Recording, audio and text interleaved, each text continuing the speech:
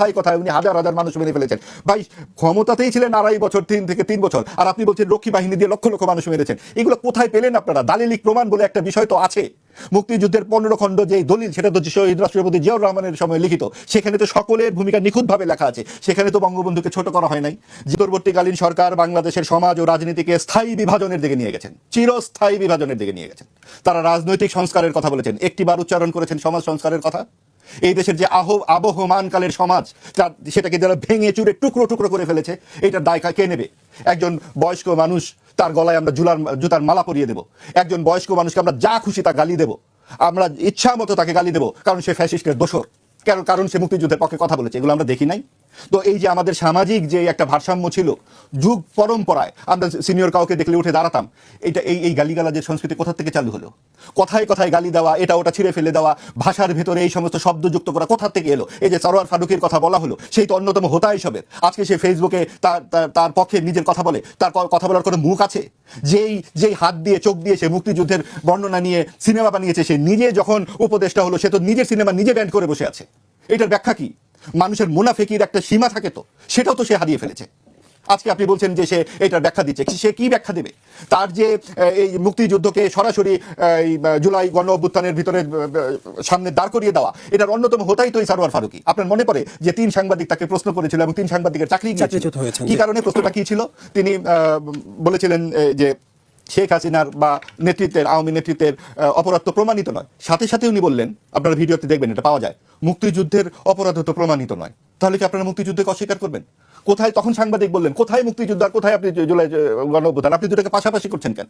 এটা কিন্তু সাংবাদিক বলেছিলেন সেখানে উপস্থিত হয়ে। কাজেই আপনি দেখুন যে এই যে মুক্তিযুদ্ধটাকে হঠাৎ করে সামনে নিয়ে আসে, এটা কিন্তু আমাদের মনে হচ্ছে হঠাৎ, যারা আমরা সাদা চোখে সবকিছু দেখি, হয়তো নিরপেক্ষ নই, কিন্তু আমাদের চোখটা সাদা, মনটাও সাদা। কিন্তু যারা এটাকে নিয়ে আসলো, তারা কি আসলে সাদা? তারা কি আসলে নিরপেক্ষ?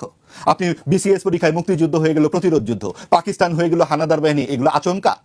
আপনি হঠাৎ করে মুক্তিযুদ্ধের ভাস্কর্য ভাঙা হলো, একের পর এক মাজার ভাঙা হলো, শ্রদ্ধেয় নেতৃবর্গ আমাদের যারা মুক্তিযুদ্ধের, যারা দশকের পর দশক জেলে ছিলেন, তাদেরকে নিয়ে যেই ভাষায় আক্রমণ করা হলো, কথায় কথায় উনি হাজার হাজার মানুষ মেরে ফেলেছেন। ভাই ক্ষমতাতেই ছিলেন 2.5 বছর 3 থেকে 3 বছর, আর আপনি বলছেন রক্ষী বাহিনী দিয়ে লক্ষ লক্ষ মানুষ মেরেছেন। এগুলো কোথায় পেলেন আপনারা? দালিলিক প্রমাণ বলে একটা বিষয় তো আছে। মুক্তিযুদ্ধের 15 খণ্ড যে দলিল, সেটা তো শহীদ রাষ্ট্রপতি জিয়াউর রহমানের সময় লিখিত, সেখানে তো সকলের ভূমিকা নিখুঁতভাবে লেখা আছে। সেখানে তো বঙ্গবন্ধুকে ছোট করা হয় নাই। জিয়াউর রহমান বা বেগম খালেদা জিয়ার কোনো বক্তব্যে আপনি দেখতে পাবেন তারা সারা জীবনে কোথাও বঙ্গবন্ধুকে ছোট করে, বঙ্গবন্ধুকে এইভাবে উপহাস করে গালি দিয়ে একটি কথা বলেছেন?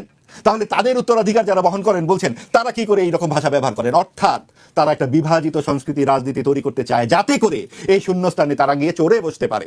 এই জন্যই আমি খুব ভেবে চিন্তে বুঝে বলেছি, এটা এনসিপি জামাতের সরকার। এনসিপি জামাতের সরকার তখনই বলতে হয় যখন এনসিপি কোনো একটি নিবন্ধিত না দল হয়েও বিএনপি জামাতের পাশে নিউ ইয়র্কের জাতিসংঘের সম্মেলনে চলে যেতে পারে। ভাই বললেন এনসিপির লোক কোথায় যে তাদেরকে নিয়োগ দেওয়া হবে?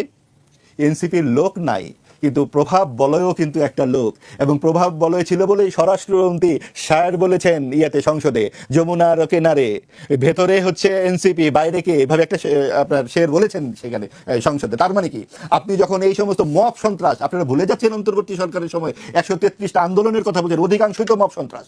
তখন আইন কানুন যেহেতু ছিল না, সবকিছু তাদের হাতের মধ্যে নিয়ে এসেছিল, যখন তখন যে কোনো প্রতিষ্ঠান দখল, যে কোনো কিছু দখল, বদলি বাণিজ্য ইত্যাদি। আর আপনি বলছেন যে বিএনপিরও তো প্রশাসনে অনেক ছিল, বিএনপি কি করেছে, জামাত কি করেছে, এনসিপি কি করেছে, কারো পক্ষে তো আমরা বলছি না। কিন্তু এই কথা তো সত্য, সর্বশেষ রাজ্য নির্বাচনে কমপক্ষে 40% করে ভোট পেয়েছে বিএনপি ও আওয়ামী লীগ।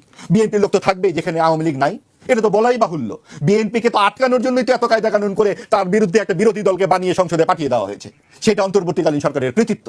তাদের যে অতৃপ্ত বাসনা, সেই সমস্ত কিছু আগামীতে জামাত এবং এনসিপি পূরণ করবার চেষ্টা করবে। সেই অতৃপ্ত বাসনার নাম জুলাই সংস্কার সনদ, এবং সেইখানেই আছে যে বড় রাজনৈতিক দলগুলোর হাতে পায়ে কিভাবে শেকল পরিয়ে দিতে হবে। আপনারা রাজনৈতিক সংস্কারের কথা বলেন, একবারও সমাজ সংস্কারের কথা বলেন না কেন?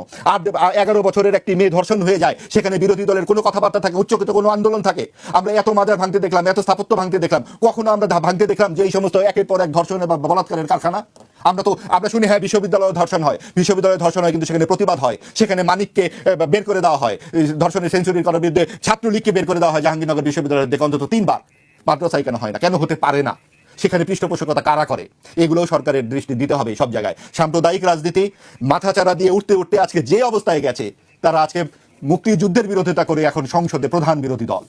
এটা যে কোন পর্যন্ত যাবে সেইখানে আমরা মুক্ত মতের কতখানি চর্চা দেখতে পারবো? অবশ্যই আমাদের এটা শঙ্কিত করে। আপনি দেখুন, শাপলার হত্যাকে গণহত্যা বলে বলা হচ্ছে, এটা নিয়ে বহুত বাহাস হচ্ছে, কিন্তু হুমায়ুন আজাদের হত্যা নিয়ে একটা কথা হবে না, ব্লগার হত্যা নিয়ে একটা কথা হবে না, মুক্ত মতের এতগুলো মানুষকে হত্যা করা হয়েছে, একটি কথা হবে না। আমি আসবো আপনার কাছে।